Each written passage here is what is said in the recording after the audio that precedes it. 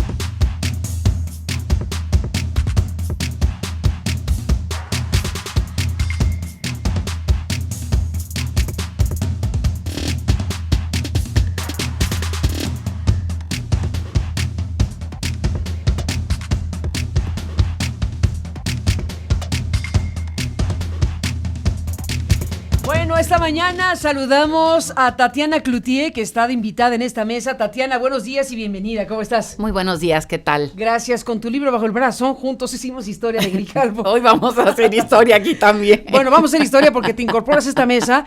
¿No tenías plena conciencia de que estabas en esta mesa? A ver, yo no, pero la gente de tu equipo. Sí, y no me lo dijeron y es todo. Eso y no pasa nada. Bueno, nosotros dijimos, ya que tenemos la mesa de Gabriel Reyes Orona y Alfredo Figueroa y Tatiana puede el mismo día en que está la mesa, ¿por qué no invitamos a Tatiana a la mesa? Y nos dijeron, sí, ¿cómo no? Pues nada más que no te avisaron. No pasa nada.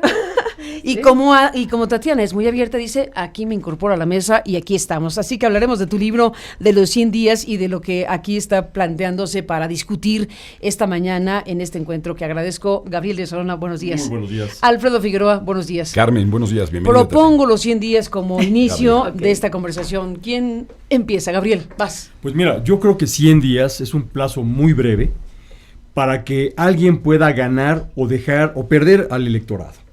Salvo el notable caso de Ernesto Zedillo Ponce de León, que en menos de un mes acabó con todo el apoyo que tenía electoralmente, yo creo que 100 días son muy poco tiempo para poder sacar conclusiones buenas. Por supuesto, lo que 100 días sí nos dan son indicativos de hacia dónde vamos y cómo vamos hacia esos 100 días.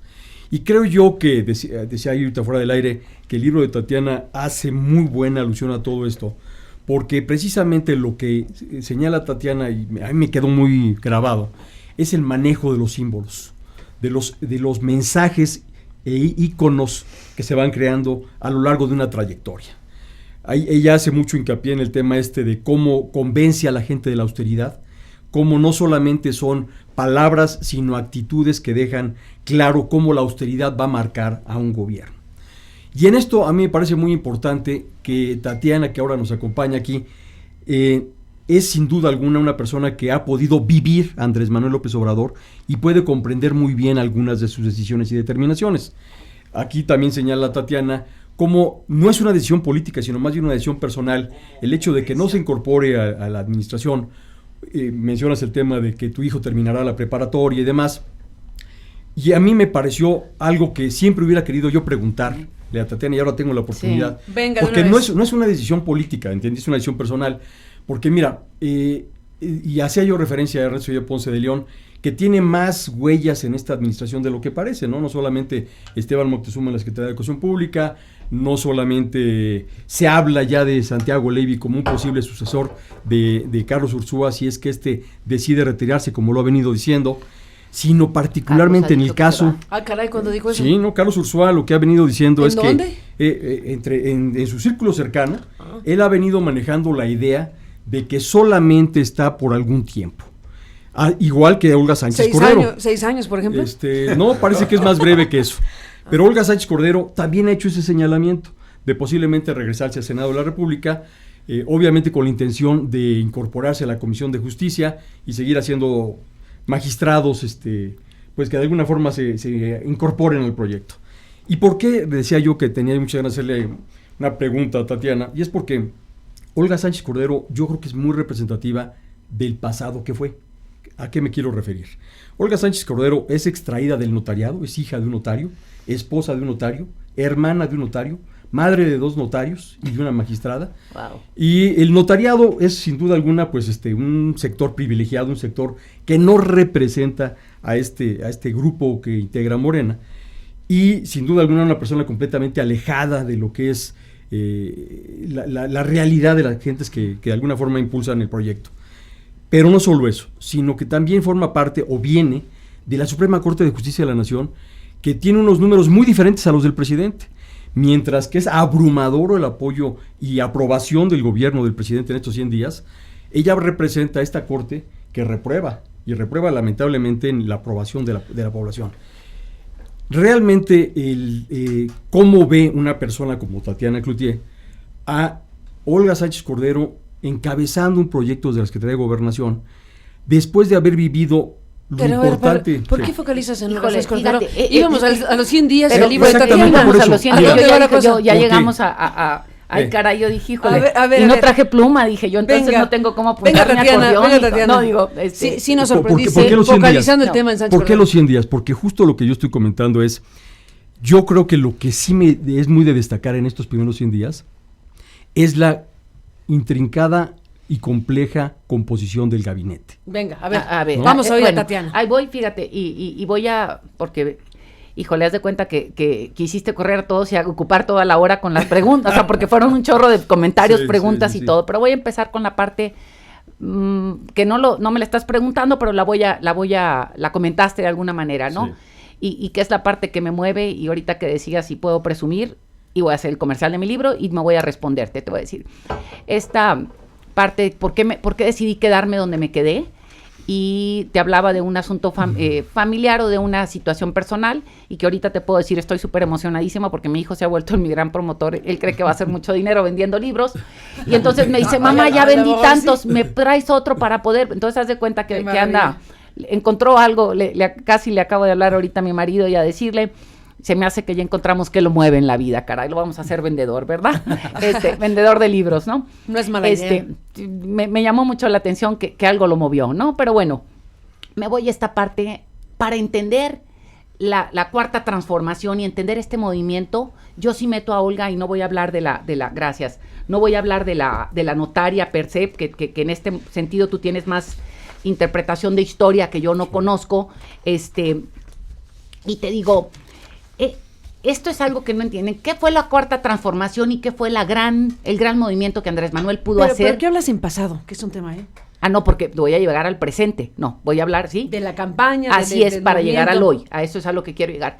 Este gran movimiento, ¿qué fue la ricura, o sea, la riqueza que tuvo? Fue, ya me apeñé, caray. Pero vamos, nos pudo llevar a donde llegamos ahorita, a llegar a esta parte de lograr el gobierno, llegar al momento que estamos hoy en día, fue la gran pluralidad que tuvo el movimiento, un movimiento incluyente, y lo pongo porque, como pones el tema muy focalizado a lo que Olga representa a partir de lo que tú dices que representa, parecería que en la cuarta transformación tendrías que andar descalzo, tendrías que andar no en bicicleta, porque ya me dijeron que la bicicleta cuesta mucho y que le darías de comer a mucha gente con una bicicleta.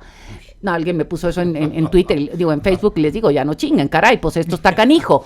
Entonces, yo veo que fue una posibilidad de conformar un objetivo común, de decir, requerimos cambiar y tenemos 5 puntos en los que nos encontramos.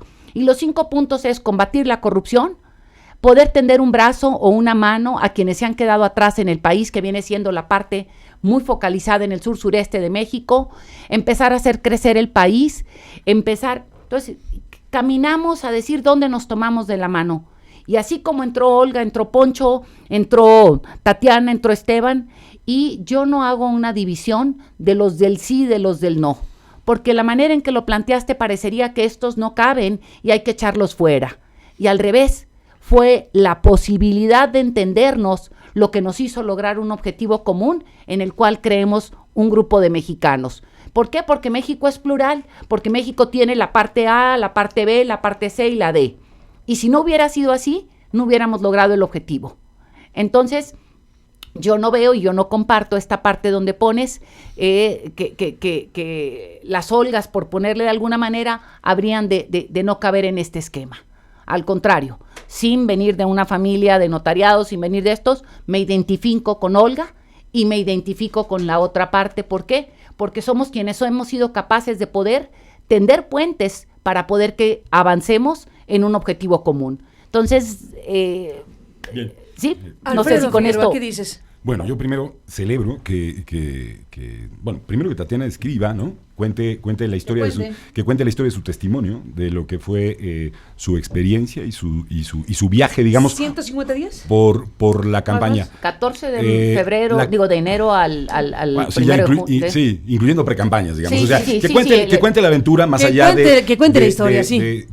Yo creo que hay dos cosas que habría que distinguir. Bueno, una cosa es la campaña y otra cosa es los 100 días posteriores a esa campaña. Sí. Creo que eso vale la pena empezarlo a juzgar desde distintas maneras. Entiendo, yo no he tenido la ocasión de leer el libro, pero entiendo que la historia que nos cuenta es la historia de ese momento de llegada, de qué factores están ahí para llegar a ese momento. Retomando, yo, por cierto, mi opinión es que a mí en realidad me dio gusto que no sé si fue una decisión personal, por supuesto lo fue, digamos, pero más allá, si las razones eran, digamos, de orden personal y no político, a mí me dio gusto que Tatiana estuviera en el Poder Legislativo. Porque una de las cosas importantes, sí creo que hay distintas voces dentro de el movimiento que encabeza López Obrador, y me parece que Tatiana representa una de esas voces y la representó en la propia campaña, ¿no? Es decir, sí hay contrastes muy evidentes entre la presidenta de Morena, por ejemplo, y Tatiana en términos, digamos, de lo que plantean, ofrecen, piensan respecto de lo que ocurre en el país. Que en el Poder Legislativo existan ese tipo de voces, a mí me parece saludable. Yo diría que una de las cosas más importantes, digamos, de este principio de los 100 días, sí tiene que ver con signos, digamos, y acciones, símbolos, en esto comparto con Gabriel, símbolos muy claros en determinadas direcciones, pero aún no en las direcciones vinculadas, por ejemplo, al enfrentamiento al huachicoleo, que me parece que es uno de las primeras acciones, digamos, que empezaron a efectivamente simbrar, digamos, distintos aspectos de la vida pública. Este gobierno está construyendo y lo está haciendo en términos comunicativos bien, una narrativa pública, pero al mismo tiempo advierto, junto a estas acciones, la subida del salario también me parece una medida adecuada. Yo he dicho aquí, y me parece que hay que refrendarlo, no hay una hoja de ruta clara respecto de los cómo.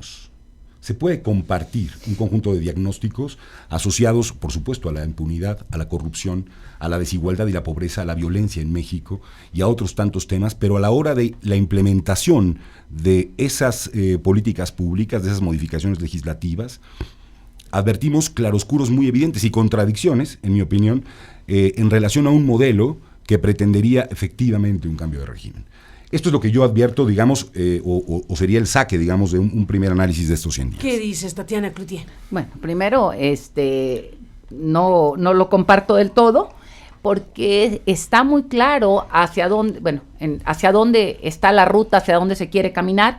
En los cómo hay un planteamiento común desde campaña por parte de quienes buscaron el voto para ser diputados o senadores y del propio candidato a la presidencia de la República, en donde hablaron de cuestiones legislativas, y de esos 13 puntos que se marcaron y se plasmaron, hay 9 que ya están aprobados. Entonces, sí hay una ruta de hacia dónde queremos caminar.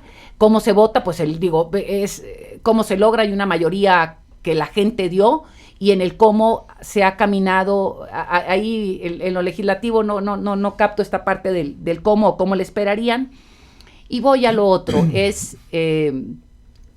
sí creo que el país se lo encontraron, o por lo menos así lo percibo en lo que comunican, más desfondado de lo que hubiéramos pensado, no solamente en lo económico, sino en muchas situaciones adicionales, y que en encontrar, porque voy a poner el ejemplo de los pinos, los pinos se lo encontraron casi sin pinos, por llamarlo así, y entonces viene mira qué buena manera de ponerlo, talado, y entonces decir, tuvieron que empezar como en tetramestre cero, por llamarlo así en términos educativos, para poder empezar, o cimientos para poder empezar a construir. Y en eso creo que ahí es donde se ha encontrado esta dificultad para poder entrar a ver los cómo de los que está plasmando.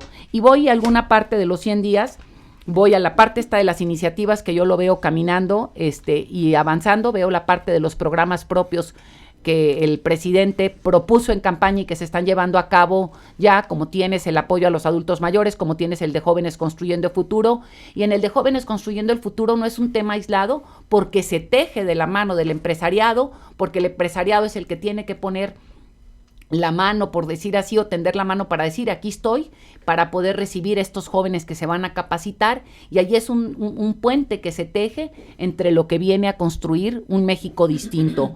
Y luego tenemos algunos lugares o algunas acciones en donde vas viendo el de Sembrando Vida, en donde vas viendo esta parte de empezar a todo el tema de la austeridad, que manda otra señal muy, muy clara, no solamente como símbolo, sino como acción concreta de empezar a llevar cosas a cabo. Entonces yo no lo veo así como el mundo perdido. Sí creo que se encontraron con algo que no esperaban encontrarse, y que pues el barco traía más hoyos, y que pues los navegantes tienen dificultades para decir cómo tapamos y remamos al mismo tiempo, ¿no? Tatiana, bueno, el libro que está circulando, Juntos Hicimos Historia, de Grijalvo, que decidiste escribir, y yo también celebro que las personas que se involucran en las tareas políticas y públicas en México lo cuenten, ¿no?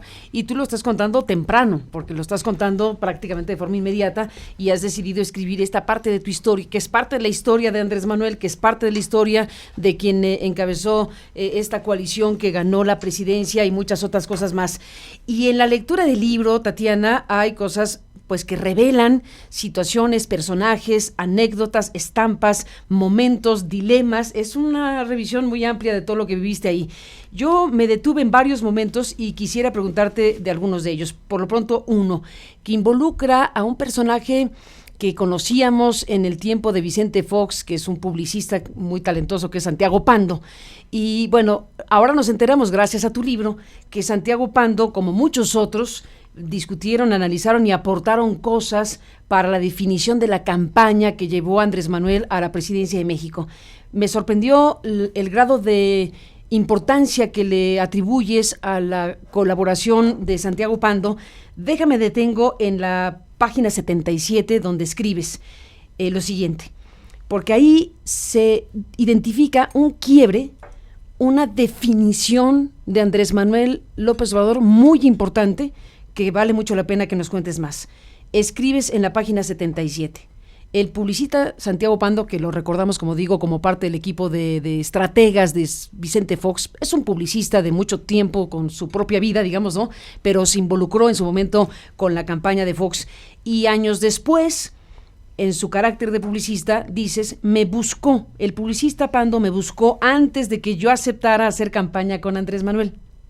Todavía no había sido invitada cuando Santiago me llamó para indicarme cuál era la ruta por la que debíamos caminar. Me aconsejó 2 puntos. Andrés Manuel tiene que dejar de ser el activista social y tiene que convertirse en el sabio. Tiene que hablar como el sabio. Es decir, no solo tenía que hablar de diagnósticos de país, propuestas y números, también debía hacer reflexiones, compartir su forma de ver la vida y a las personas, transmitir lo que hay en su alma y su pensamiento. Y eso fue lo que Andrés Manuel manejó en la campaña. Es una gran revelación, Tatiana. Sí, mira, te cuento un poco y voy aquí, Santiago me va a regañar porque... Ya lo escribiste, está publicado. No, espérate, me va a regañar. Que te regañe. No le gusta que... a Santiago dice que tiempo atrás, después de la campaña de Vicente Fox, dejó de ser publicista y se convirtió en un artesano. Por eso esa es la regañada, ¿no? Yo lo seguí ubicando donde no. Y dice Santiago cambió inclusive su manera, dice, no me gusta ya no vendo productos como lo hace la publicidad, dice, sino ahora comparto historias a partir de las cuales inspiren y a partir de lo que creo. Y hablo esto porque Santiago me decía el momento que México vive, y estoy hablando como la madurez propia de la nación, no quiero hablar nomás de una cuestión política per se, dice el momento que la nación vive, el momento del propio país en lo que ha avanzado en la construcción de la ciudadanía, en la construcción de la evolución de la propia sociedad. Dice, está listo, como que ya maduró y está listo el huevo para hacer crack, ¿no? Por ponerlo de alguna manera. Y él involucra mucho toda esta parte, y lo voy a poner mística y de nuestros ancestros en términos de los grupos indígenas, y dice, el hecho de que se esté involucrando tanta gente de los grupos indígenas, de las comunidades indígenas, viene a marcar, dice, que el México está listo para esto que estamos plasmando y la madurez que se ha dado a lo largo del tiempo de la lucha de la sociedad en diferentes momentos en este país. Y él me decía, es necesario que los ciudadanos entendamos esto de dar la cara, que es mucho de lo que yo narro en el libro, y hablo de cómo yo me atreví a dar la cara porque yo me mantenía a favor del proyecto de Andrés Manuel de una manera más escondida, ¿no?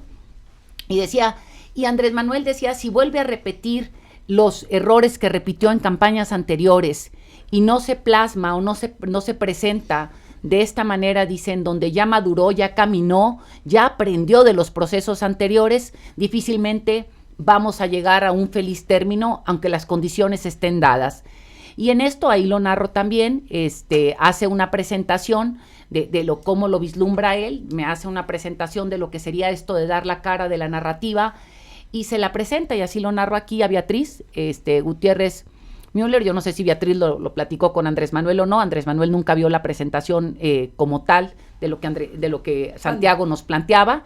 Yo me quedé muy clara. Pero damos por sentado que si lo vio Beatriz, lo yo supo también Andrés Manuel. Bueno, yo así lo doy por sentado, digo, pero te digo, no vio la presentación. Directamente. Puede ser que sí, y tampoco, digo, puede ser que la narrativa y este concepto de lo que estamos hablando, yo sí vi un personaje, y cuando digo yo sí vi a una persona, y lo fui viendo, la transformación propia de la madurez de Andrés Manuel, que va cambiando en términos de un hombre más aplomado, un hombre, y cuando digo aplomado lo hablo en el sentido positivo, un hombre que con más capacidad de haber aprendido de errores del pasado, y así es como lo vi en campaña, ¿no? Pero sí tomamos la narrativa de Santiago, y digo, no del publicista, sino del artesano.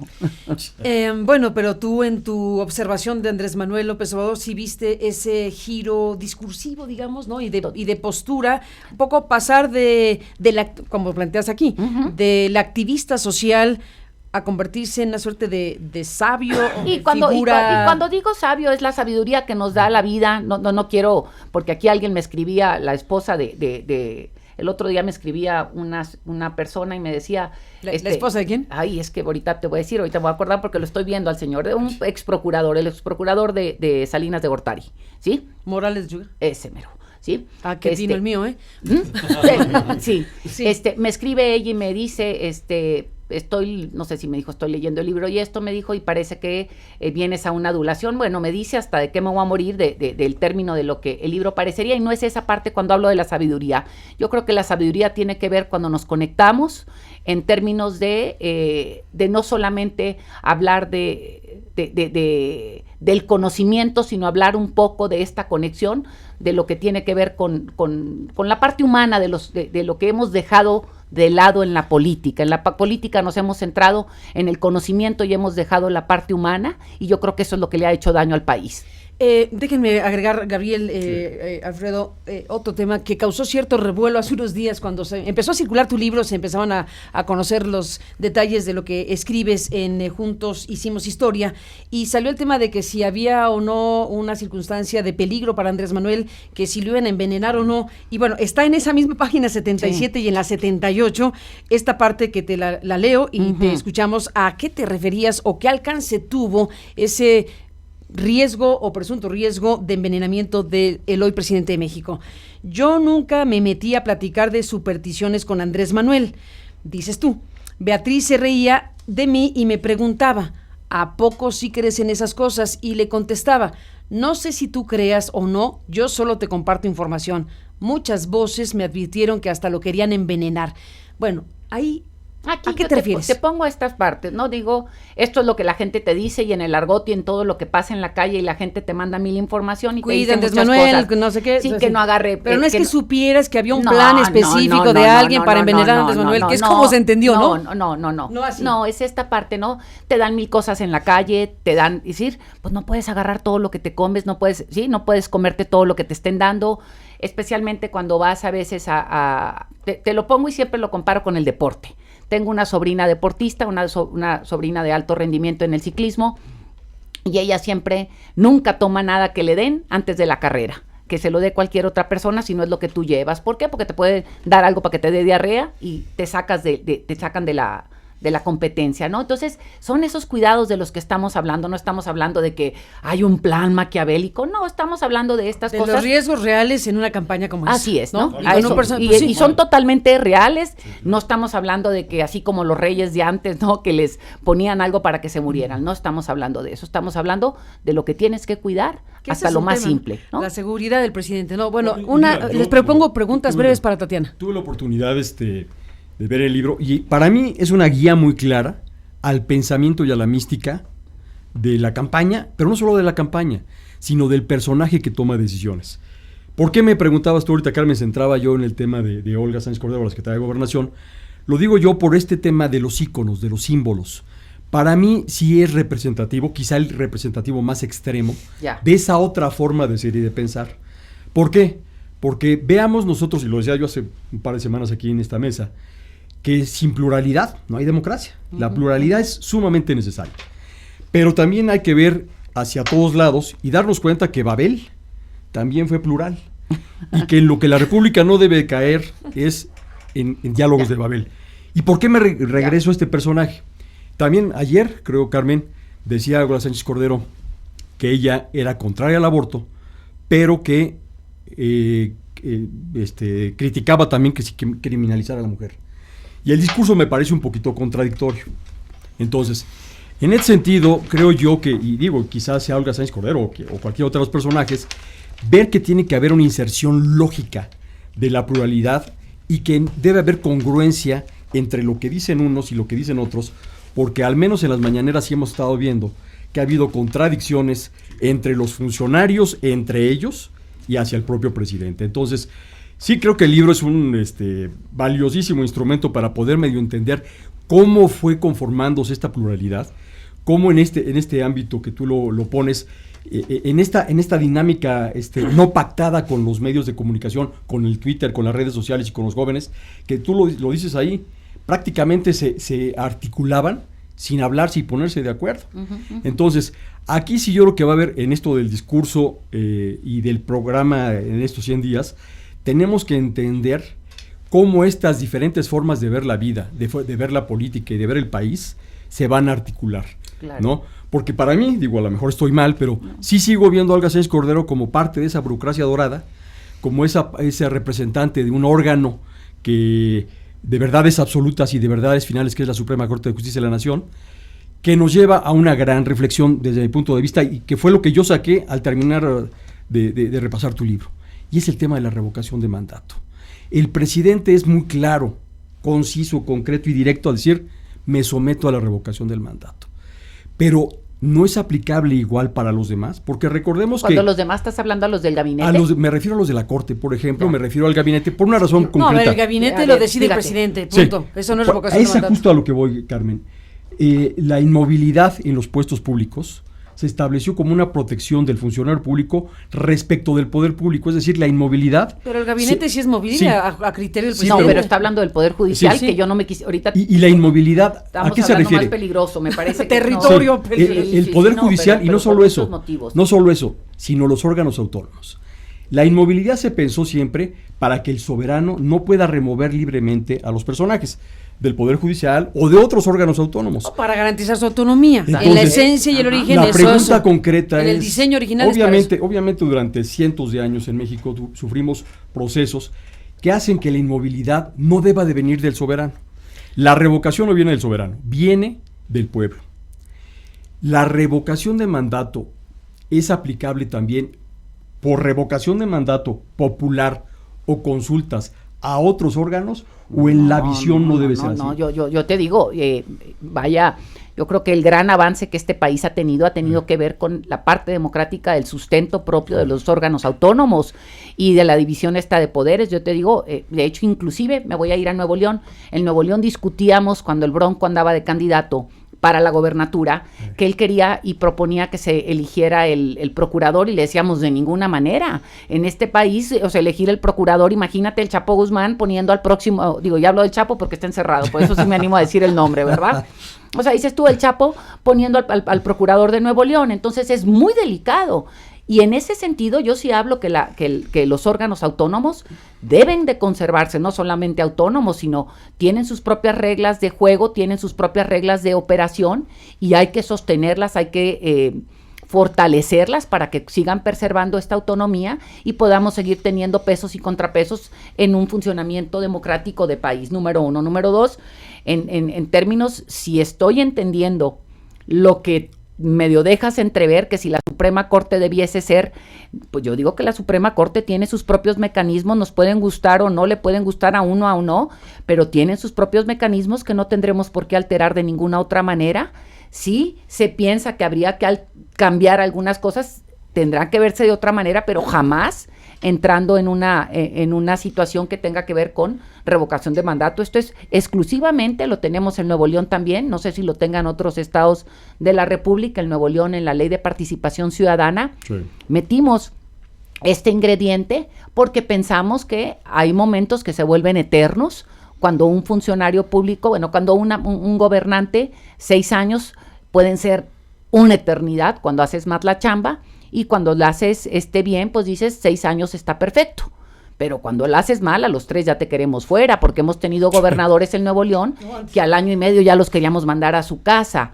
Pero jamás tocaría yo otro poder. Creo que cada quien tiene delineados muy bien. Te lo comento, Tatiana, porque Olga Sánchez Cordero, y perdóname que insista yo en ella, pero Olga Sánchez Cordero estuvo 20 años en el mismo puesto. Yo creo que solamente Porfirio Díaz rivaliza con sus 26 años en el mismo puesto. Y el tema es si realmente los ministros con estos larguísimos plazos de 15 años, o sea, 15 años es medio porfiriato. Ok, pero aquí son dos cosas, y te digo, lo delicado que es, y te lo pongo así, es para donde lo diga, me vir de la fregada, ¿sí? Sí, entonces decir, ya quieren cambiar el poder, ¿no? Entonces creo que ni siquiera, hasta ahorita yo, por conveniencia propia de cómo están las cosas en este país, yo no le movería en este momento, ¿sí? ¿Por qué? Porque van a decir, se está tratando, entiendo esta parte de lo prolongado, pero así se decidió en el país, y hay que ver quién lo decidió y cuándo lo decidimos, porque no le queramos cargar al muerto al presente. Por supuesto, ¿sí? Fue Ernesto Zedillo. Ok, digo, nomás para estar claros, ¿no? Bueno, todo un tema ahí. Entramos con pocos minutos ya en la parte final. Alfredo Figueroa, ¿qué le dices a Tatiana? Bueno, en realidad, digamos, estamos tratando de comentar el libro que Tatiana nos presenta. Hemos tratado, Gabriel se resiste. No sé con qué éxito. A comentar el libro. No sé con qué éxito. Quiero insistir en una cosa en relación al libro. A mí me parece que Tatiana tuvo una historia en otro momento. A mí me parece que hay un momento del país muy interesante, esta vez, una ventana que habíamos tenido abierta en otro momento. Y este fue el momento de la primera alternancia en el poder en la época de Vicente Fox, ¿no? En donde entiendo que Tatiana tuvo algún grado de participación, justamente. A mí me interesa el contraste entre aquel momento y este. Yo sí creo, y esto lo diré con toda claridad, no hay realidad. Una es la realidad de las campañas. Este es la historia de este testimonio, y otra es la de los gobiernos. Un gobierno que, como dice Gabriel, empieza apenas. Así es. Y que habrá que evaluarlo y vivirlo, y a lo mejor habrá otro libro al final del sexenio, o a la mitad de este, o uno en medio. No hay problema. Pero me interesan esos momentos, porque yo soy de los que piensa que Vicente Fox fue uno de los grandes, digamos, déjenme decirlo de una manera un poco fuerte, traidores al proceso de democratización del país. No puedo estar más de acuerdo contigo. En una ventana de oportunidad muy importante. Totalmente. Y en esa lógica, y a partir de las contradicciones y de lo planteado originalmente por el propio Fox y después de lo ejecutado, ¿qué peligros, qué preocupaciones ves hoy, más allá de lo que está pasando y de tu militancia, etcétera? No tengo militancia, o no nomás la militancia, dejo pues clara. de la participación en un ¿Sí? proyecto. ¿Qué peligros ves en términos de la no concreción en esta otra ventana de oportunidad que efectivamente, me parece, puede ser comparable en algunas cosas lo entiendo con perfecto. con ese otro momento? Entonces, esa parte, cuéntanos un poco. Sí, Ya me dices te que en digo, el libro sí. viene, cuéntanoslo. No, te digo, yo hablo, o tomo de referencia para poder entender cómo llego yo a la campaña de Andrés, por ponerlo de alguna manera. Hablo un poco de mi tiempo y cuando yo dejo el PAN, que fue en 2005, creo, ¿sí? Y te pongo esto. Para mí, evidentemente, son dos momentos importantísimos para la vida pública del país. Cuando llega Vicente es el sacar al PRI de los pinos en términos figurativos, pero también en términos reales, y venía toda la ilusión propia de lo que era la democracia, pero la alternancia, y venía un punto fundamental. Todavía recuerdo enormemente a Adolfo Aguilar Sincer, quien Adolfo nos decía, lograr entrar a combatir realmente la democracia, y Vicente se hizo güey en esto, ¿sí? Vicente no le quiso entrar, Vicente se acobardó. Esa es la expresión. Pues no hay otro, digo, pudiera decirla peor, pero creo que no hay necesidad. Pues que creo que Vicente se la adjudica muy bien. Pero vamos al tema de ahorita, ¿no?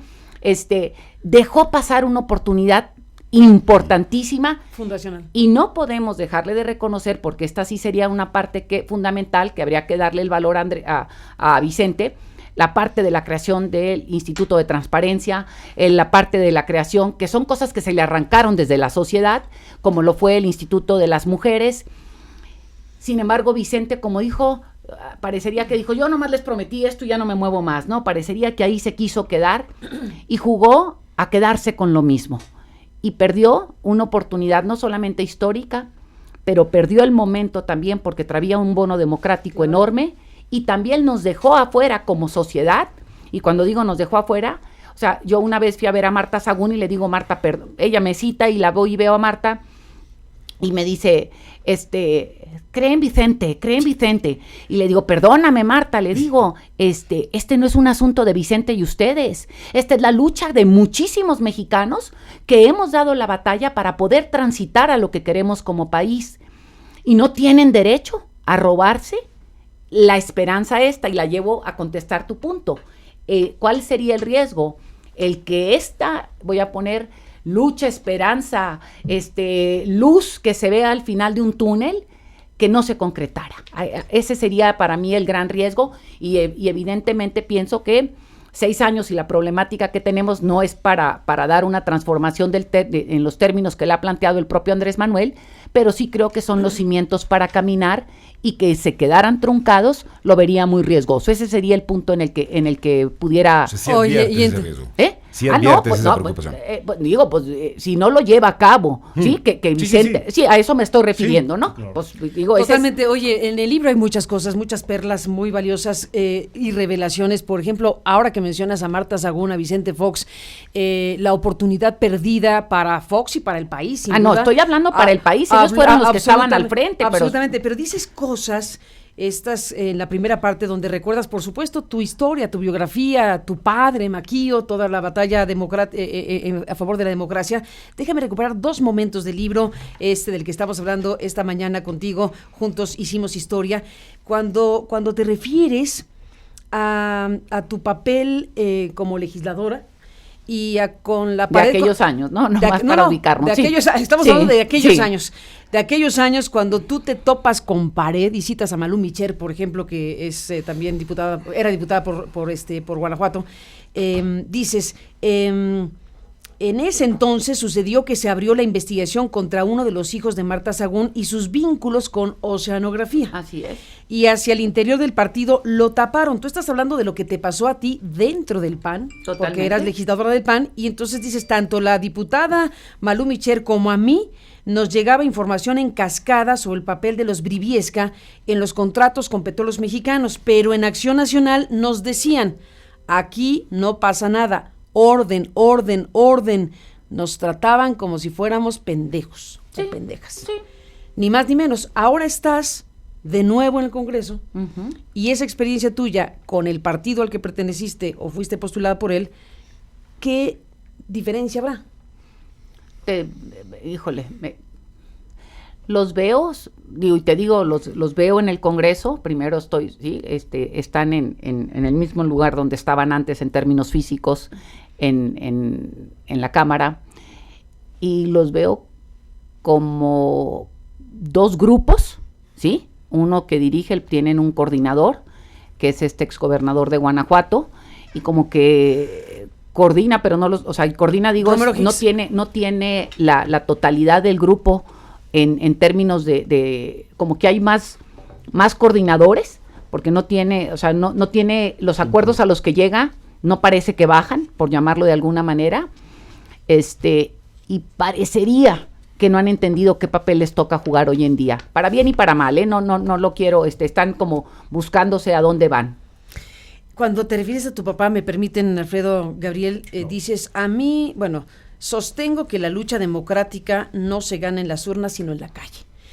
A mí me tocó que a mi papá, Manuel Cloutier Maquillo, lo fregaron por fuera, le invadieron un rancho, le hicieron una campaña de ser violento, con lo que pude ver cómo el poder actúa para no permitir cumplir sus metas a las personas. Muchas de estas reflexiones ya las escribiste en el Curul 206, donde relatas precisamente lo que pasaba en el PAN en aquel momento, pero aquí hay un filón que es tu biografía, pero también es la biografía de México, del tipo de cosas que han ocurrido y que también ha involucrado Andrés Manuel López Obrador, del tipo de acciones que desde el poder se pueden hacer para descarrilar candidaturas, para enfrentar a personajes como Maquillo, la duda histórica sobre la muerte de tu padre, todo eso a la mesa también está aquí.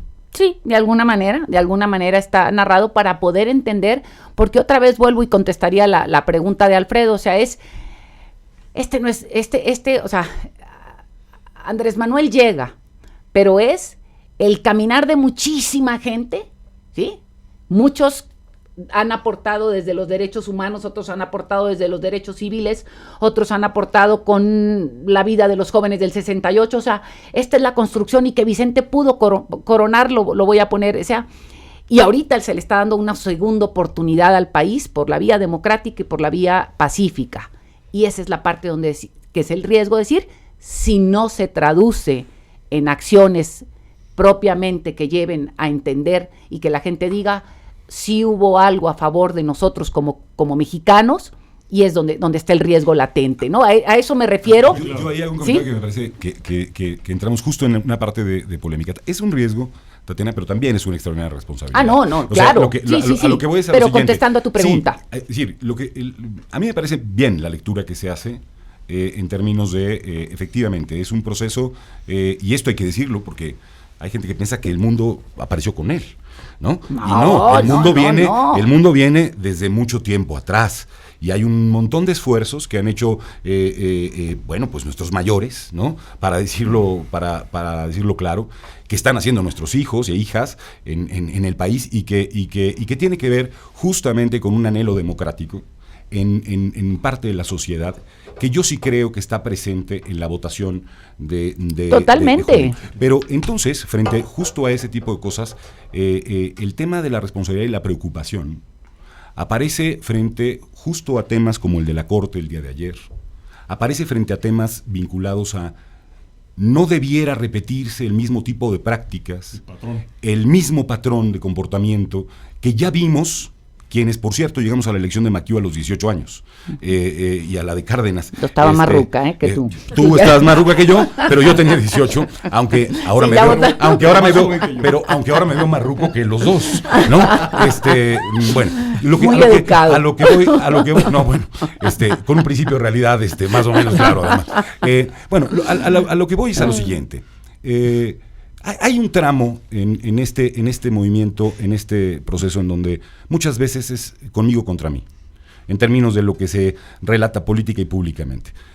Yo por eso creo que es valiosa tu voz, en una suerte de sentidos, en otro espacio, como es el de la Cámara de Diputados.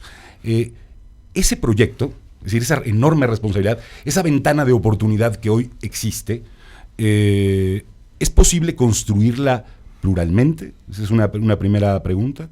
¿Es posible construirla a partir de un sistema de partidos que ha sido dinamitado por buenas y malas razones, ¿no? ¿Es posible no preocuparse por ver expresiones respecto de órganos autónomos como los que vemos un día sí y otro también? En ese ambiente es posible, y esa es la pregunta, más que la polémica, es posible la construcción y la no, digamos, la no repetición por distintas razones. Yo creo que en el caso de Fox fue por otras razones. Yo no creo que solo por cobardía, también hay cobardía, pero hay también un México autoritario que está ahí, y que va a hacer todo lo posible para que no ocurran los cambios nuevamente. Perdón. Con ese tema les propongo cerremos esta mesa. Tatiana, ¿qué dices a esto? Oye, híjole, ahorita yo me quiero aventar 2 comerciales antes de entrar a lo otro. Uno de los comerciales, que es más que todo un asunto de responsabilidad, ¿sí? El libro tiene 2 fe de ratas, uno en la página 35 y nomás lo dejo de una vez, para que corrijas de una vez. Sí, en la página 35 viene... Cuando los panistas vieron que estaba preparando mi salida del partido debido al desafuero, yo no salí del PAN por el desafuero, nomás es una cosa que hay que aclarar. Y luego en la página 170 viene... ¿Fue por Manuel Espino o cómo fue? No, pues es como, son muchos actos. Yo le digo que si hubiera sido Manuel es muy fácil, pues quitas a Manuel y te quedas, me explico, que no es el caso, me explico, no es por una persona, ¿no? No, sería un berrinche personal, que no es. No es el caso. La otra es en la página 170... habla de, son empresarios que a toda costa pretenden conservar y hacer crecer su monopolio y debería de ser su emporio, ¿sí? Aquí ahora sí me voy al tema. La otra es que no una palabra por otro, sí. Pues sí, pero tiene significados diferentes, ¿no? Sí. Podrían parecer lo mismo, pero no. Venga. Y la otra es nomás invitarlos antes de que se nos vaya el próximo 26 de marzo a las 6 de la tarde en el Museo de Antropología a la presentación. Y ahora sí respondo. ¿Quién te lo va a presentar? Lo presenta Ricardo Rafael, lo presenta Laura Esquivel y René Delgado. Buenísimo. ¿Sí? Ok. Voy a esta parte. Sí es, yo sí creo que es a través de los partidos, para bien y para mal, y siendo promotora de las candidaturas independientes, que a través de los partidos, o sea, los partidos se olvidaron de la gente. Se olvidaron de la gente y se la creyeron, y entonces la menospreciaron, la trataron mal. Y por eso mucho de esto viene a decir, creció el movimiento de Andrés Manuel, ¿no? De alguna manera, sí, o sea, es decir, y por otro lado, hasta ahorita es la democracia y es el sistema de partidos el que hemos encontrado como un mecanismo para salir adelante. Entonces creo que los partidos tendrán que recuperar su razón para las cuales fueron fundados, que es la vinculación con la sociedad, y por eso creo que las candidaturas independientes también, especialmente en el término de lo local, es donde son la perfecta, y digo en lo local más fuerte, la expresión perfecta para decir, a mí me interesa que Carmen sea la candidata y que sea el alcalde de nosotros en mi pueblo, a mí qué me importa por quién, entonces se la juegue independientemente, ¿no? Entonces creo que ese balance puede hacer que podamos ir caminando a la reconstrucción de... Y sí creo esta otra frase que decían que todos tenemos un pequeño priista como adjetivo dentro y que ese es el que sale y aflora y a veces nos empezamos a creer y a marear y a creer muchas cosas que no son porque son simplemente temas circunstanciales. Y que en eso tenemos que tener los propios contrapesos que hablaría otra vez de los órganos autónomos de la sociedad y para mí que es esta parte de la cuarta transformación. Para mí en esta cuarta transformación tiene que ver con mucho el trabajo del ciudadano común y corriente. ¿Qué voy a hacer yo como individuo? ¿Qué voy a hacer yo para caminar y fortalecer que la autoridad haga su chamba? Y yo les digo, pago mis impuestos para que me duele y poder supervisarlos. Para supervisar al alcalde, para supervisar al legislador, para supervisar al presidente, acompañarlos cuando creo que me conviene acompañarlos porque creo en lo que están haciendo, señalarlos cuando los tengo que señalar, ¿sí? Y hacer lo propio cuando, si no, seremos más de lo mismo y repetiremos los patrones de los que nos quejamos. Y dejo un punto adicional. ¿Qué habían hecho? Y voy a reconocerle aquí un valor enorme a Acción Nacional del pasado. Acción Nacional en el pasado hizo un trabajo de formación cívica muy fuerte, que se dejó de hacer en el país cuando ellos llegan al poder.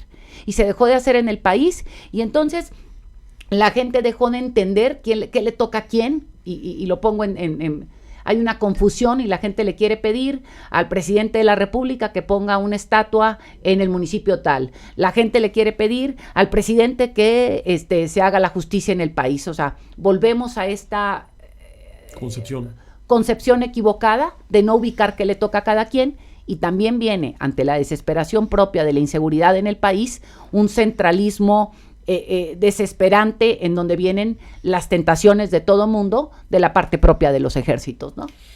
¿Qué te preocupa ahí para cerrar? Porque no es cualquier cosa lo que dijiste. Bueno, pues ahí está. ¿La Guardia Nacional qué te pareció? ¿Resuelve el tema? No sola.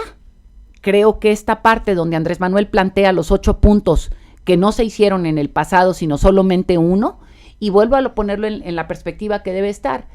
Fue muy cómodo para los alcaldes y para los gobernadores hacerse güeyes, ¿no? Y fue muy cómodo en dos partes. Primero es, si yo ya había negociado con Juan o con Pedro. No todos, ¿no? No, Sí, aquí hago una generación equivocada, ¿sí? Hablando es que hay mucha gente que no ahí, tiene ni recursos, ¿eh? Ahí está para el poder, tema, para poder enfrentar el problema. Es un tema muy Es un tema profundo Pero es del cual seguiremos para hablando. algunos, sí, para otros ha sido hasta la muerte. Sí, exactamente. Bueno, sigamos hablando, Tatiana, sigamos hablando, Gabriel, sigamos hablando, Alfredo. Gracias por tu presencia, Tatiana. Felicidades por el libro Juntos Hicimos Historia de Grijalvo, que está circulando en estos días y cuya presentación será, dijiste, el 26 a las 6 de la tarde y es entrada libre en el Museo de Antropología. En el Museo de Antropología. Gracias por estar aquí esta mañana, Tatiana Cloutier. Al contrario, gracias por estar aquí.